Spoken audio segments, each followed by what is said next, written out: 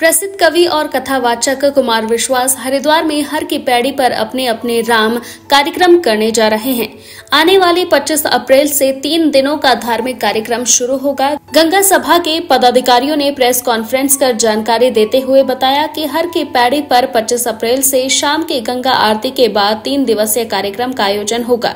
प्रसिद्ध कवि डॉक्टर कुमार विश्वास अपने फेमस प्रोग्राम अपने अपने राम में व्याख्यान देंगे। हरिद्वार के स्थानीय लोग और हर की पैड़ी पर रहने वाले तमाम लोग इस धार्मिक कार्यक्रम का आनंद लेंगे।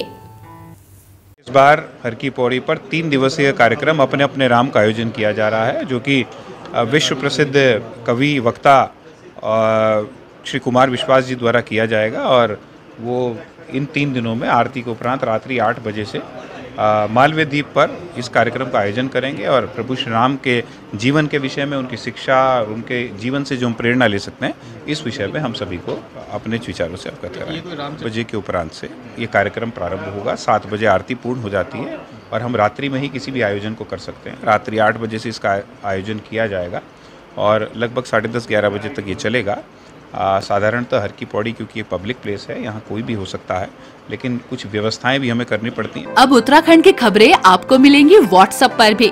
डिस्क्रिप्शन बॉक्स में दिए लिंक से अभी ज्वाइन करें और अपने उत्तराखंड वाले ग्रुप पर पाएं उत्तराखंड की हर खबर।